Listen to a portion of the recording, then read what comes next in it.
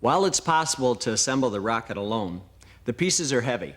It's much safer and easier to assemble the machine with a friend. Step 1.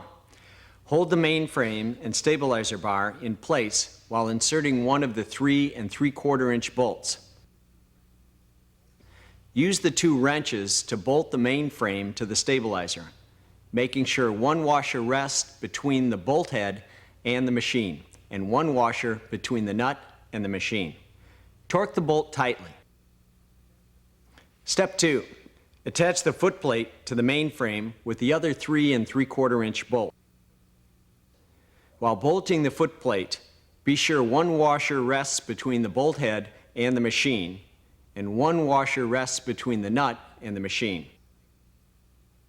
Torque the bolt tightly. Step 3. Place the load pin into the hole in the mainframe housing. Don't push the pin in more than halfway. When the pin is properly placed, take a wrench and tighten the bolt holding the pin in place. Step 4. Screw in the adjustable spacer. Step 5. Before you attach the lever arm to the housing on the top center of the mainframe, be sure the bushings are in place in the lever arm. Hold the lever arm upright while inserting the axle. When bolting the arm, be sure the extra large washer is in place between the machine and the R-shaped axle pin. Step 6.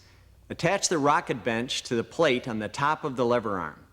Hold the bench in place on top of the plate while inserting 2 5-inch bolts. When bolting the bench, be sure one washer rests between each of the bolt heads and the machine, and one washer rests between each of the nuts and the machine. Torque the bolts tightly. Step 7.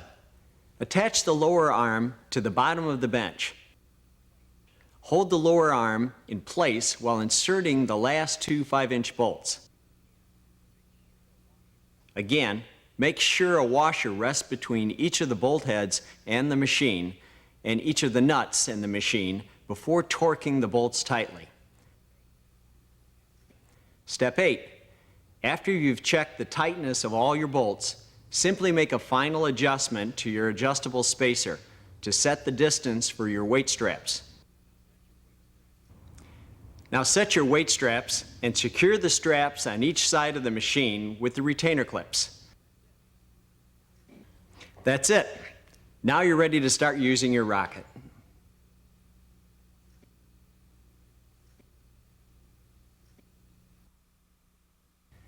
To begin with, before you start any exercise program, you should consult your doctor. If your doctor approves of your program, you should start slowly. Just do 5 or 6 repetitions of each exercise with a light weight. If you've experienced no soreness after a couple of days, you can repeat the exercises and add 2 or 3 repetitions. If you see that the weight is far below your capabilities after several sessions, you can gradually increase the amount of weight used in every workout until you reach a weight which will allow you to do 15 to 20 repetitions in good form. At this point, you'll start to build muscle.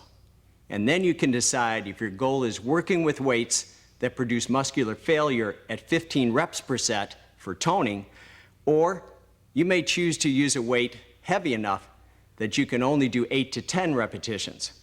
Using heavier resistance like that will yield bigger gains in muscle, but you may also experience some soreness.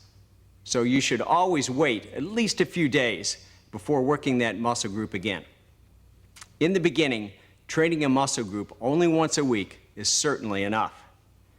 If you want to use your rocket for an aerobic workout, you can do that too by setting the machine with little or no resistance and rocking anywhere from a few minutes to 20 or 30.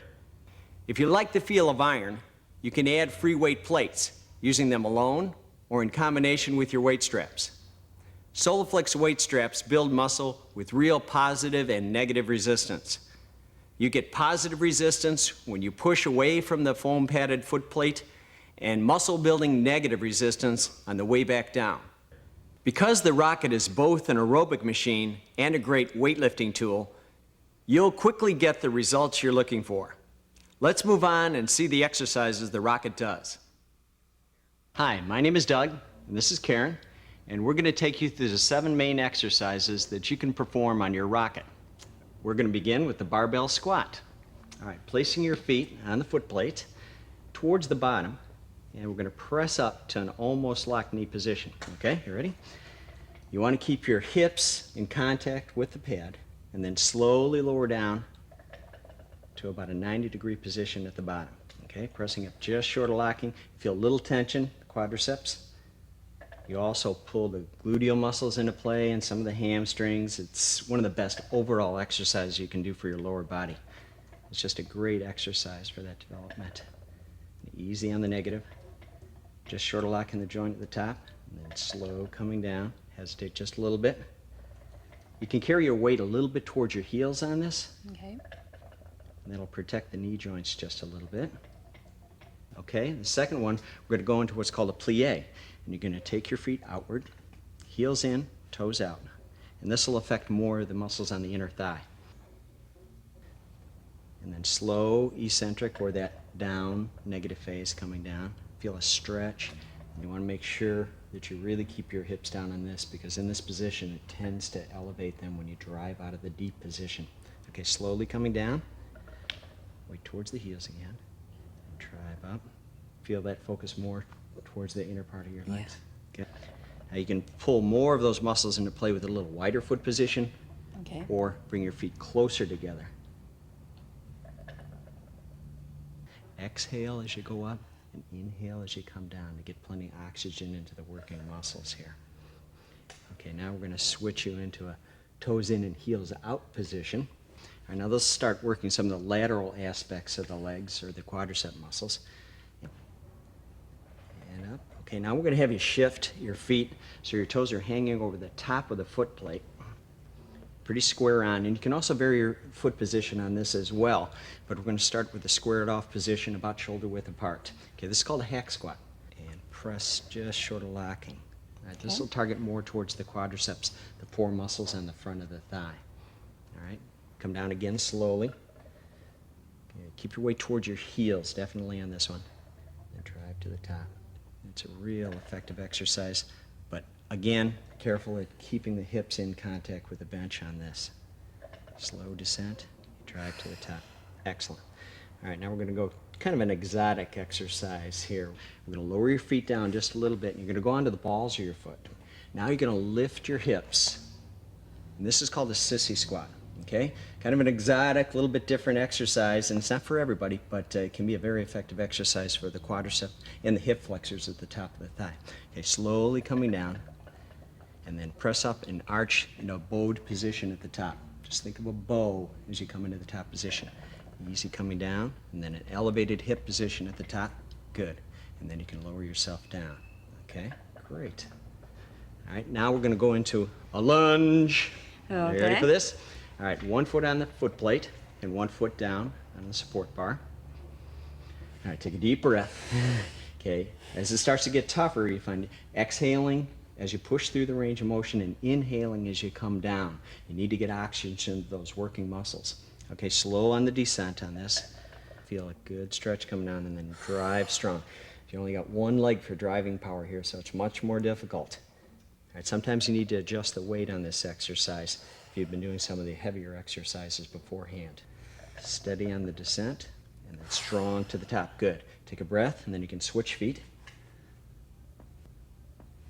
All right, steady coming down.